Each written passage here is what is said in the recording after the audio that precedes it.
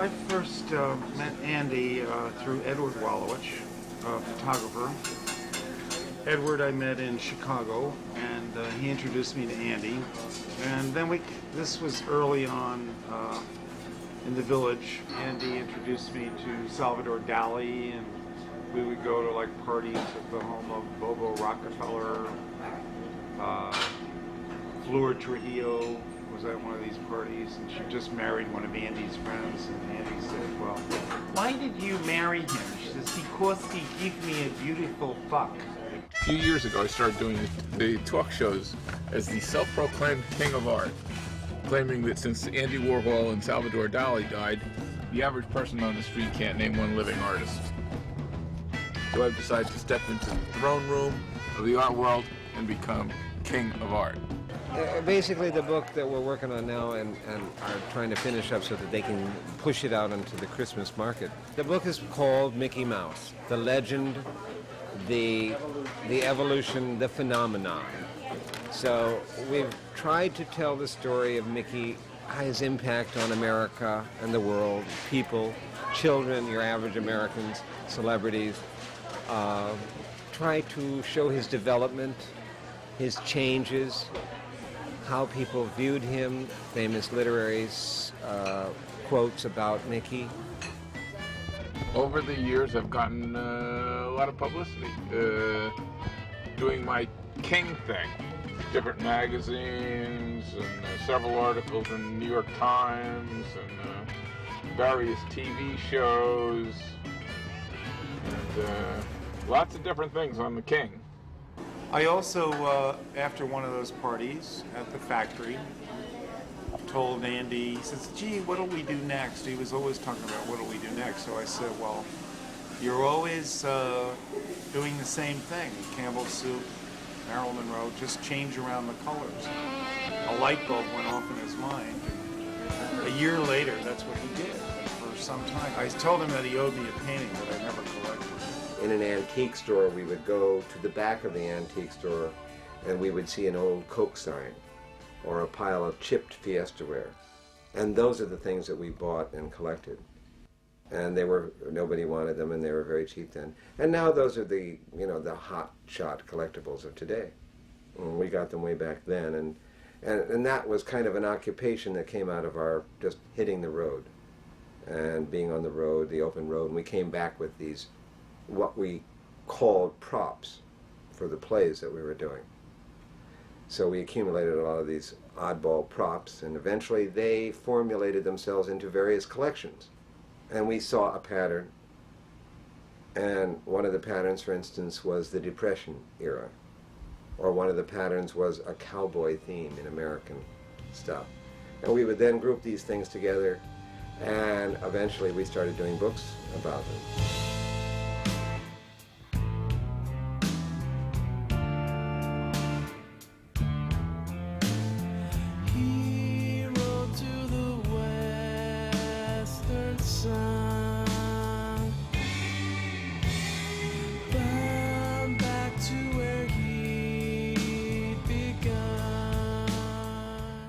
It was one big party. You were being creative, your rents were low, it was happening, everything was always happening.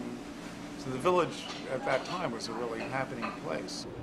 What do you film, The Twilight Zone? I got this one the other day. You will inherit a large sum of money. Oh, keep that. Don't let it go. Well, who's reaping the benefits? These 11 cousins that appeared out of nowhere. That's why Bill Wilson is having a nervous breakdown. There he is, right across the street. Now he's concentrating on the cracks in the sidewalk. Bill Wilson!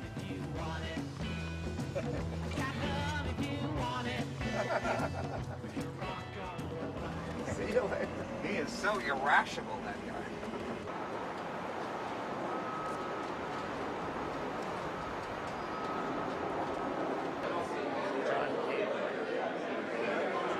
We knew Mozart, and Mozart died, and it didn't leave anybody happy. Can I call you? Talk to you about Ray? You can always call me, except please don't do your obituaries. You don't know, maybe when you call me, then you start on the recently dead. Oh, I do? Yes, you do. And we all have Crepe queen, right? We all have our lists. We all have our lists. We all have our griefs.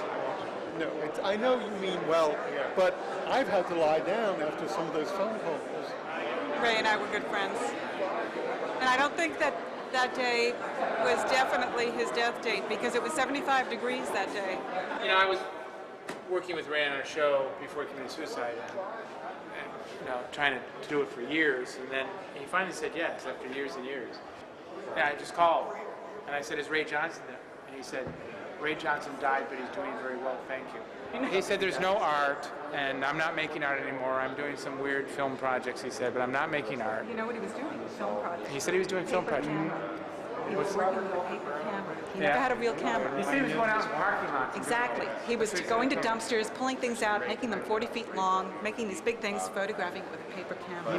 And it was only the last few years of his life. He never did photography before. Yeah, that's what he was telling me. He was telling me the truth. I've seen so many Mickey Mouse lately. I went to the premier world collector, lives in a old schoolhouse upstate, and the whole schoolhouse is Mickey Mouse. He's got everything. That's Mark. There we go. People who come up with ideas using a style that I invented, and then I have painters who execute the paintings, and I have poets that title the paintings, and then I sign the work. After a commit, poets. I have poets that come up with titles for the paintings, and then committees approve the titles and everything else, and after the committee approves everything, then I sign it. No, I didn't do anything for vodka. I don't drink, I don't smoke, and I don't take drugs, and I would never advertise any vodka. I did this for a rock band called Guns N' Roses. It's called Use Your Illusion. It was used on the cover. How did you get involved with Mickey Mouse? Mickey Mouse,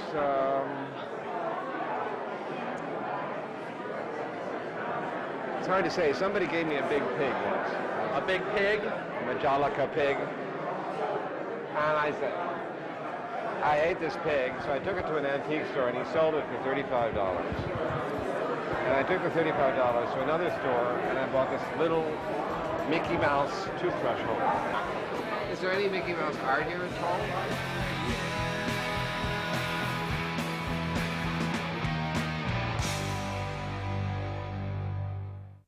This is my book I want to show them.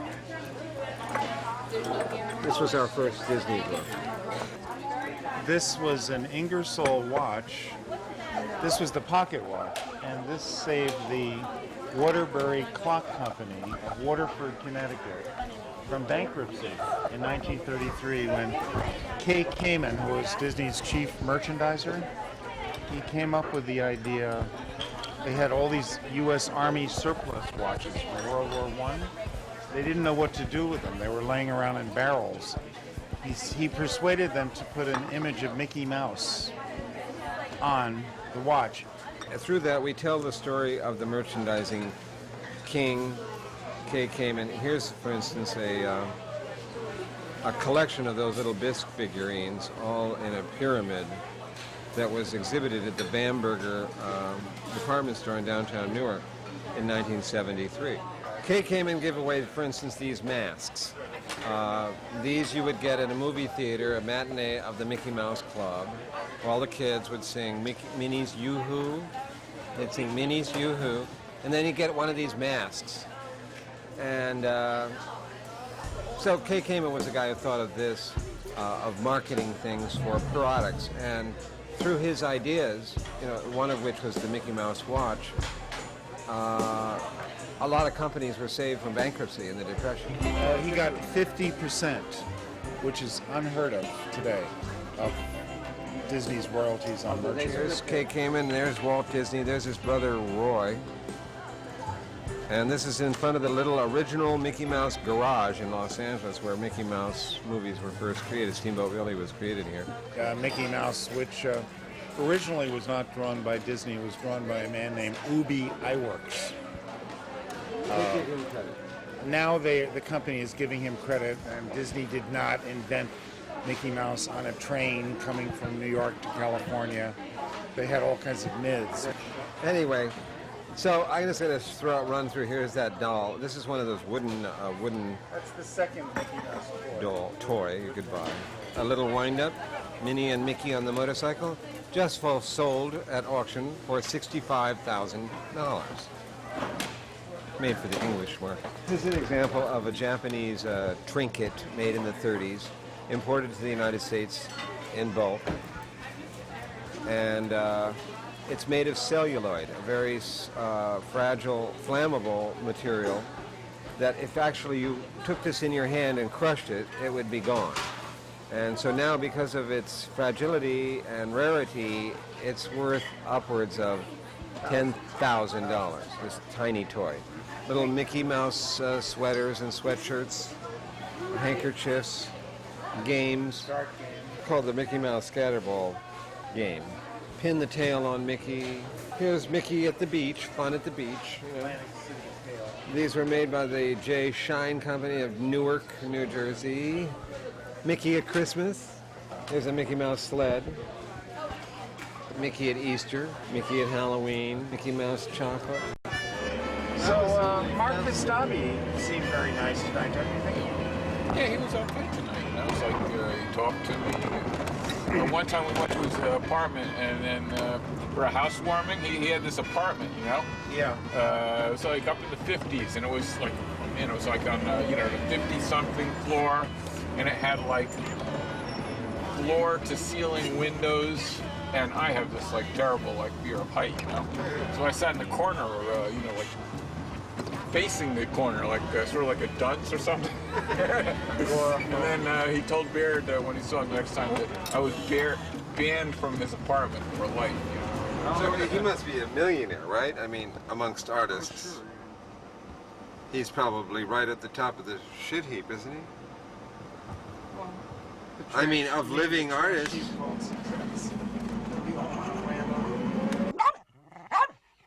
Mom, your dinner's ready. Dinner's ready. That was fast.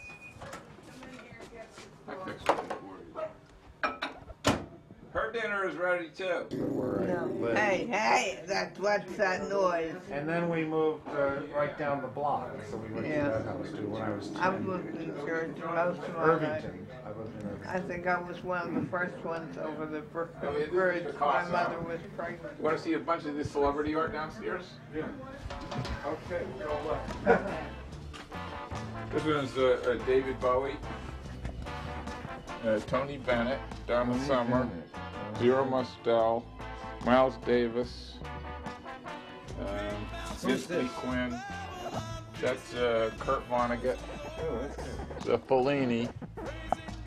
Fellini. The Rapel guy over there, that's Evel Knievel. Which is James Dean? The sketch. This? Yeah. He drew that? Here's a Jack Kevorkian. Oh, Dr. Kevorkian. Yeah. Boy, you can see his ass. You know who he is. He's the Yeah, man now I got him. who helped people I die. forgot about him. Isn't he in jail then? Yeah, he's in jail. I love that gladiator thing. Wow, that's Kevorkian? Yeah. Oh, these are worth a show, aren't they? He seems to be possessed by demons. I know. He is. Gloria Vanderbilt. Oh, wow. That's nice. Now I know why She he's generally does like flower type things. I have another one here of her. And I switch them around. I stick them up in the living room for a while. And, Billy D. Williams, the actor. He's like well known for his art. Martin Mull. He's around on the art scene. We see him around here and there. Yeah. The section over here that's like the serial killers and stuff like that. Oh. Here's William Burroughs. This was his last artworks. These t-shirts, self-portraits. He shot them, and these are the casings. If you look around, you can see the bullet holes. That was just before he died. This is a design, fashion designer. And now,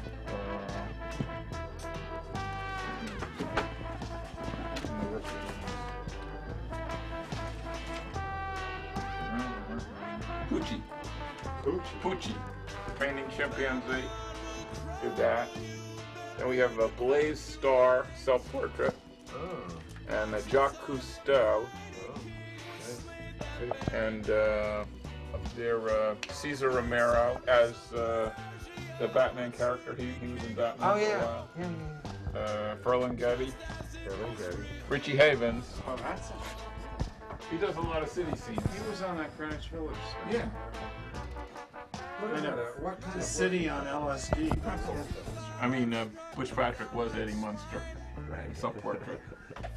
Over here. This is Ron Wood of the Rolling Stones. These are shots. This is a drawing of Keith. And over here, the comedian Jonathan Winters. At one time, he was even. He had a breakdown and he was admitted himself to some asylum. He was like the mentor of Robin Williams. Robin Williams took the same style, like the outrageous improv.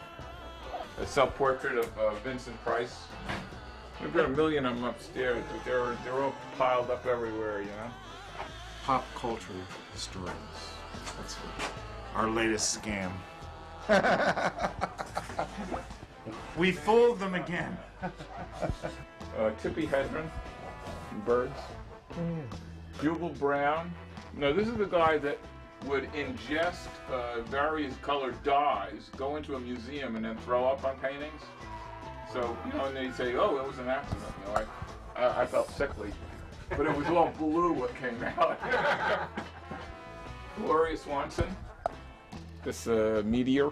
Whatever it is. Taylor Mead. Taylor's a very good painter. He is good. This is Herb Alpert, you know, the trumpet player. Right. Da-da, da-da, da-da, da-da, da-da. Muhammad Ali. Muhammad Ali. Here's another Ali. This is a good one. This is has some poems on it. You know, it Very says, good. Rep, he didn't float like a butterfly and sting like a bee. Yes, if you're smart, you're gonna run like me. So, Buddy Ebsen is great. It's very good. Look at the from the ground come bubbling crude. He's good. Eat non-fat foods. Don't smoke. Exercise. Be kind and loving. Mel Brooks. Well, who's the first person? Huh? It's Rudy Giuliani. Rudy Giuliani. He does photos. Right. They had a big uproar because he was having a show at a gallery at the same time he was kicking all the artists off the street. You know, so.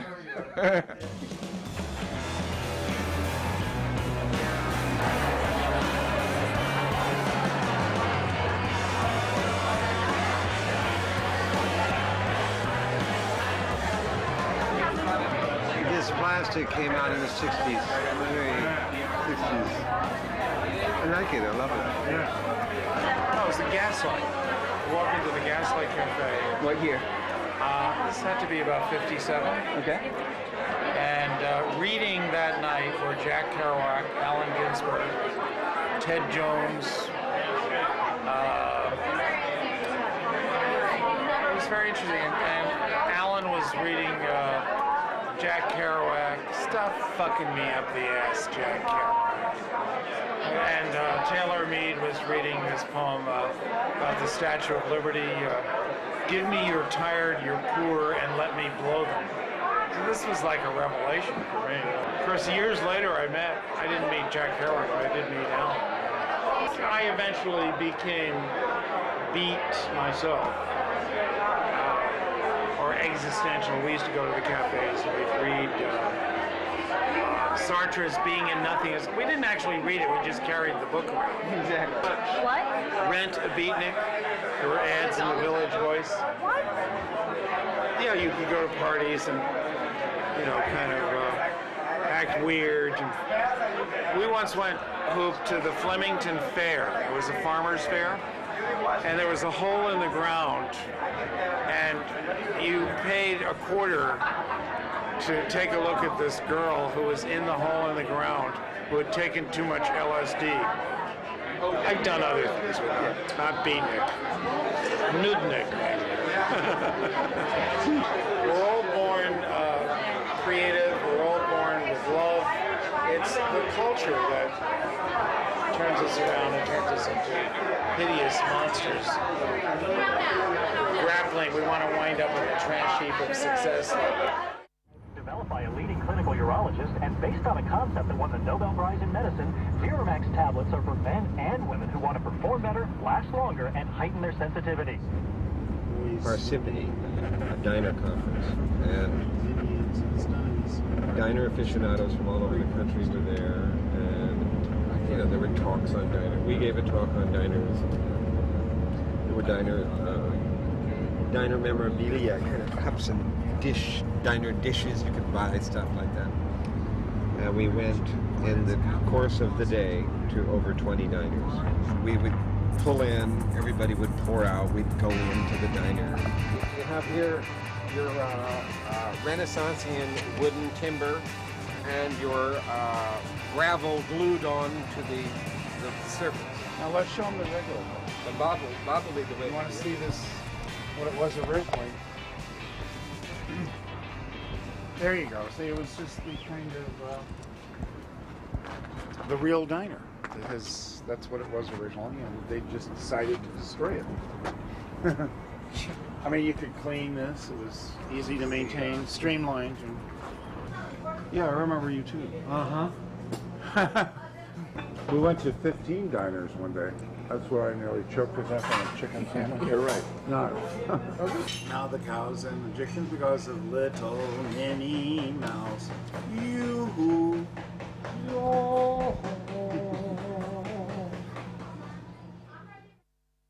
I met Bob in the theater. We worked at the Cafe Chino, which is now becoming kind of a legendary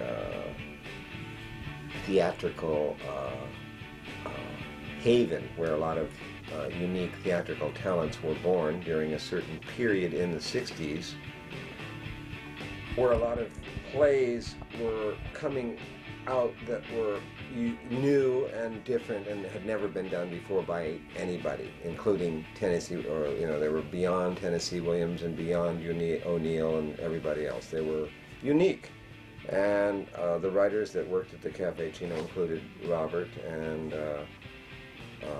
I worked as an actor there, and Lanford Wilson was one of the playwrights, and Sam Shepard.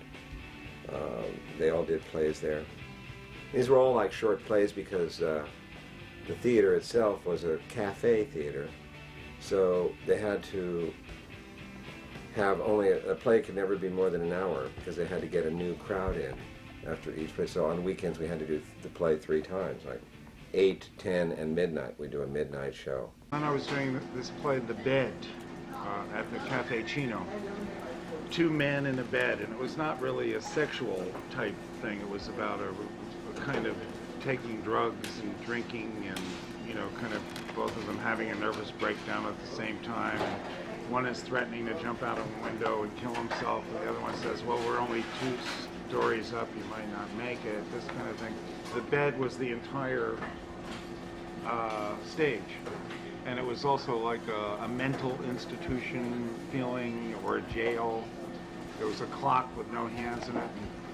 Andy came almost every other night to see it, He was fascinated with these 2 men in the bed, and he gave me a quote like, the bed is beautiful emptiness for the player. So then he decided to film it.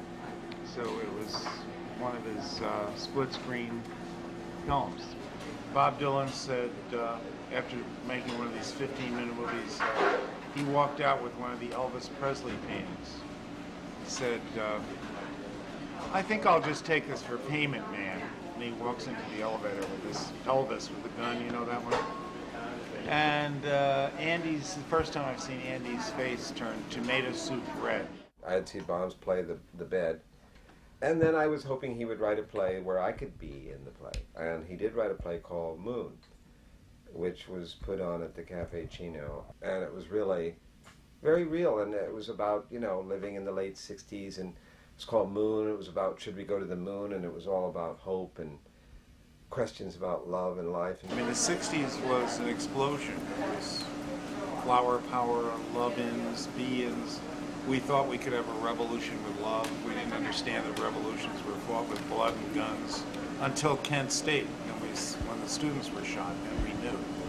there was a lot of fear of the counterculture for some reason because it was a growing thing, and people wanted to live a different lifestyle. Now everybody's nose is to the grindstone all the time. It's like survival tactics. But I don't know. I hope someday that people will find that kind of sense of freedom again. I mean, people really had that. You know, of course, a lot of it turned into Charles Manson too, into love turned into hate. You know, and these kind of gurus and. But it was the Beatles. All you need is love. You know.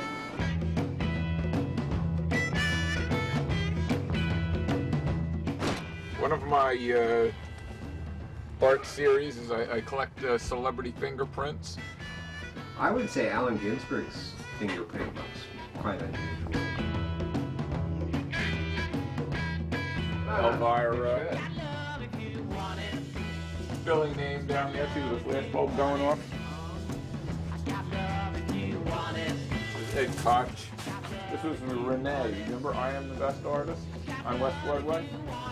Hoop's pics of his favorite cars, like a can convertible.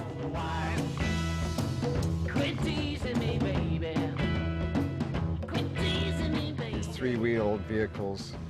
The time machine, which is what we're kind of in the time machine now. It's the time machine 2, I guess. Call it media spin art, and it's basically the artwork is being able to draw attention to myself and getting the media to talk about me. This is my car of the future I'm working on right now. This is my super discombobulator on the back. I love skirts.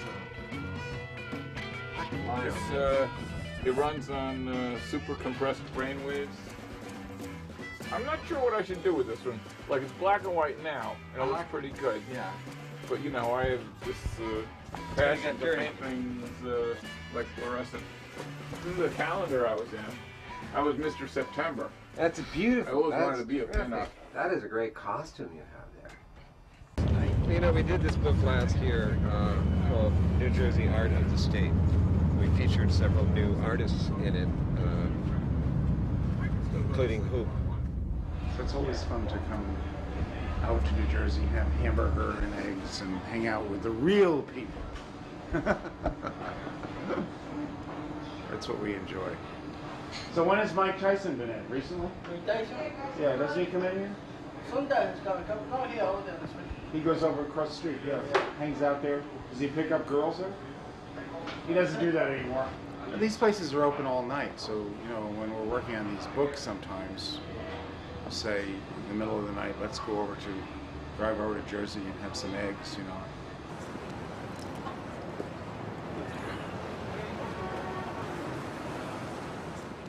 I met Andy one night at the Kettle of Fish. He says, meet me there. He's buying some clothes at the Leatherman. I got there, and Edie was there. He wasn't there yet. And Edie's sitting there, and she's crying. So she was always having these mood swings because she was taking all these drugs. And we were riding all over town in this limousine. It was Bob Dylan's limousine.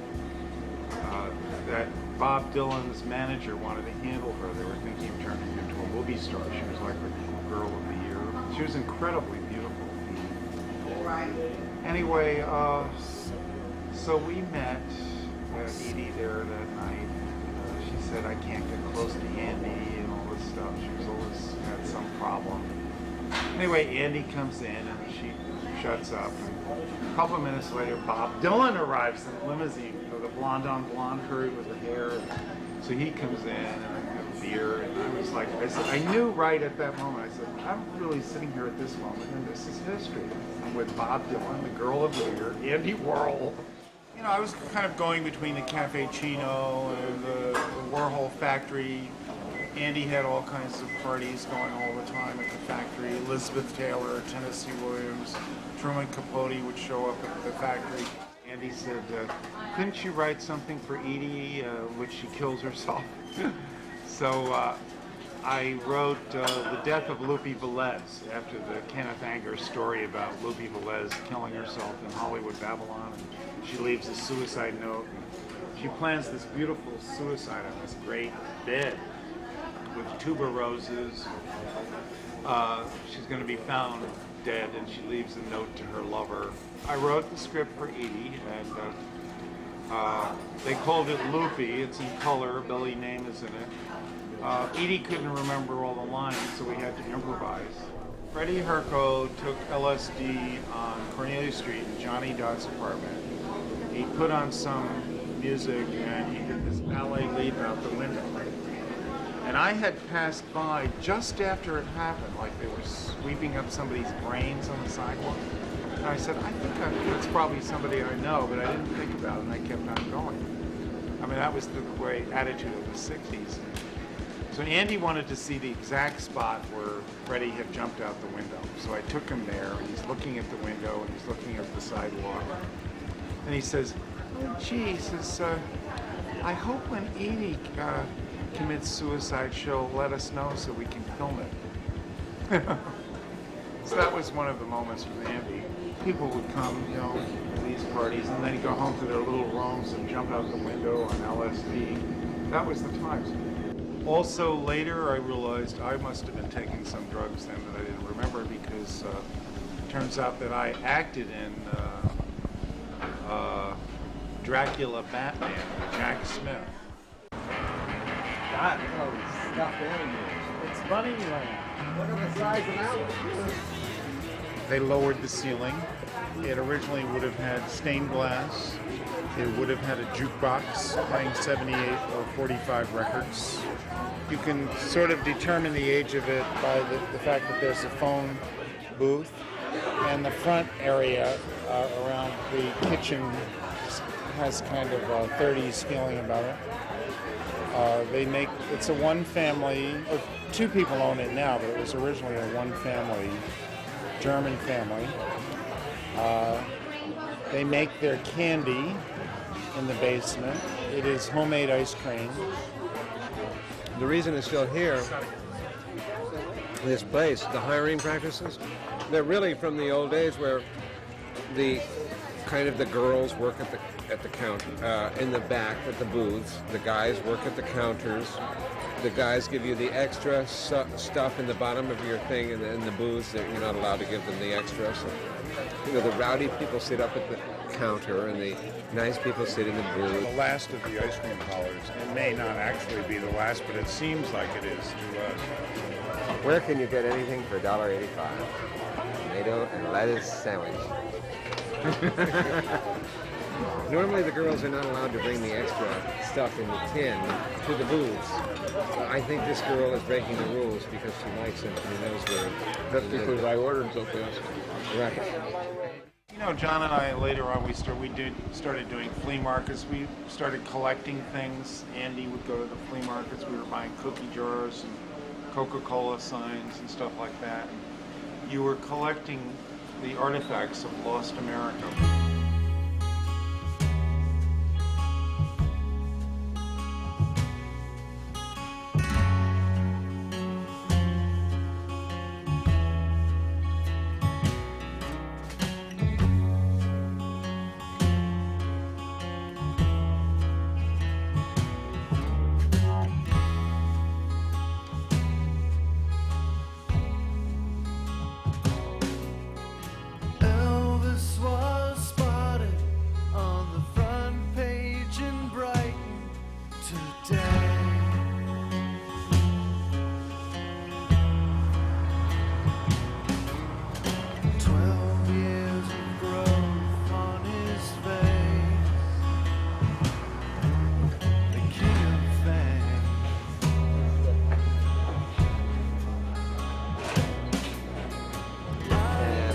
You want to be in that box.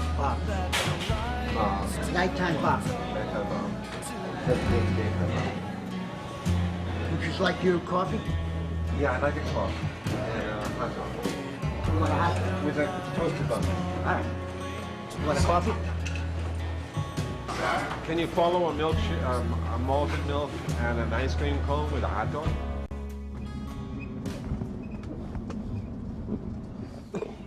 Wow.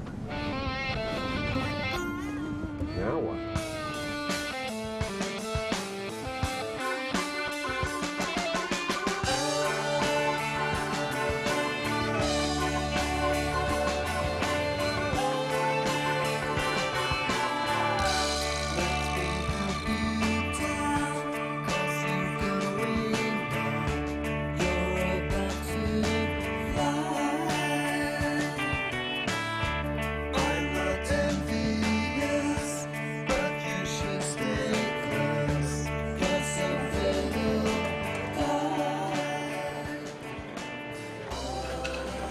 I like these old road maps because who needs new highways? You know, the roads were there way back then. They're still there more than likely. So these are the kind of maps I use when I go out into New Jersey. Just 1920s and 30s maps. Because I never use the freeways and superhighways anyway, so I like the old roads. People get weird ideas at home. You know, it's like one of the collectors said to us about Mickey Mouse. Why would you change something that's perfect to begin with? You know?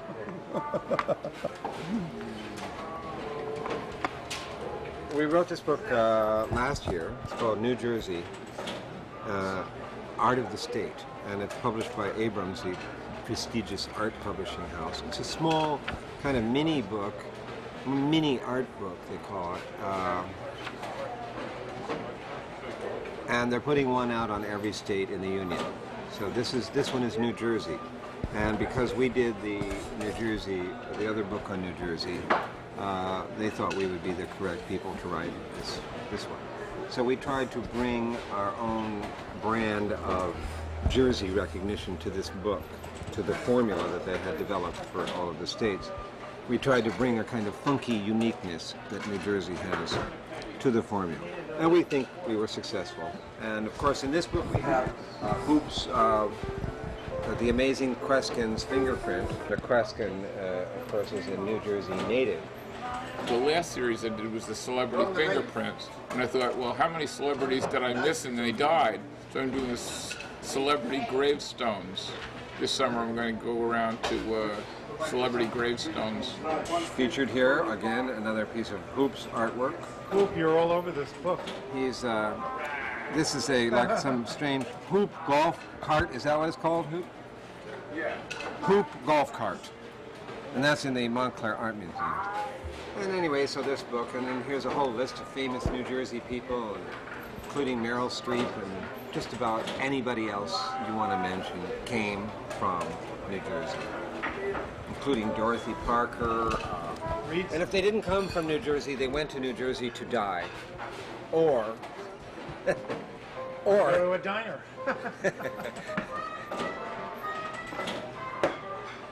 So that's our book on that's kind of an art book on Jersey. We're going to start a dance show here. And then, of course, there's that book. And then there's this book. This is our guidebook to the village. Saturday night at the Harrow Stein. But see, we live in the village and we use this book, and then on the weekends, all the people from here come to there.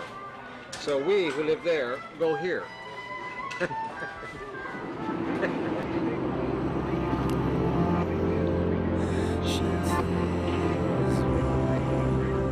It's the center, this area is the center of the world, in America anyway, and always has been, since colonial times. New Yorkers always look down on New Jersey. You mention New Jersey, they laugh. If somebody's from New Jersey, you have to ask them, where are you from? Because they say, New Jersey, and they lower their eyes. Yeah, that used to be a gay bar. Well, it was a gay bar on Tuesday and Thursday. The cops chased everybody out. Instead they put in a Kids R Us across the street. Sure. Every gay man in New Jersey lives with his mother. They live with their mother. Into the town of Irvington. It's like a movie set of a town. If they emptied this town out of all these cars, they could set it in any decade in the 20th century. You know this guy? He wants to sell us something, I think. Yeah. He wants a drink. The whole neighborhood here is old neighborhood. It's 100 years old. It's like wonderful trees. And as you go up the hill, maple wood they call it, and that's where you get very fine, big, stately houses. It's one of the, they've been talking about putting, gates to separate them from these people down here in the lower areas, who are the residents, former residents of Newark, spreading out of Newark up into the higher residential areas. But this is the last stop before we reach the white suburbs of Maplewood. So this side is Irvington over here. This side is Maplewood over here. So this was where I, Robert Heide, village residence now, was born. This is 34 Franklin Terrace. 32. No, well, I can't be in the wrong house. You're in the wrong house. I'm in the wrong house! Well, that's... I can't believe it. See? Oh, now this is the real place. Number 34. This is where I live. This is mother, father, sister 15 years older, brother 12 years. I was unexpected. She was my old girlfriend, Peggy Miller, and down the next house was Lois Hausman, so she was another girlfriend. Bob dated, I guess, both of these girls. Your ex-famous neighbor. He used to live here. How you doing? Came back to visit the old neighborhood. Weekday nights or weekends, we'll drive out from the village and come to this neighborhood, park the car, and just wander around the old streets and maybe go into a diner.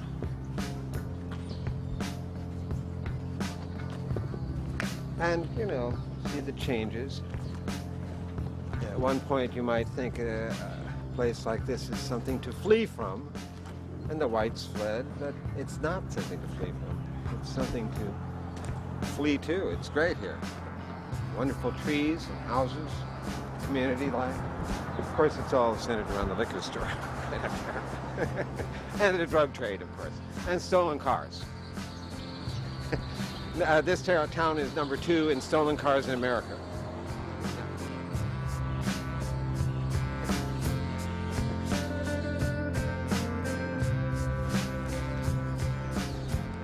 So it's interesting to see this, and of course from Bob's perspective, because he's German immigrants, they came here and they worked here, and it was all German workers and thrifty this and thrifty that, planting in the gardens, and raising the family and doing the American thing, saving the money, buying the house.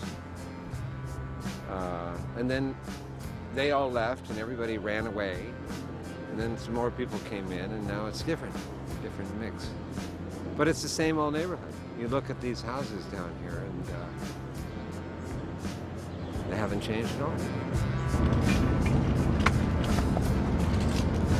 Anybody like a lozenge?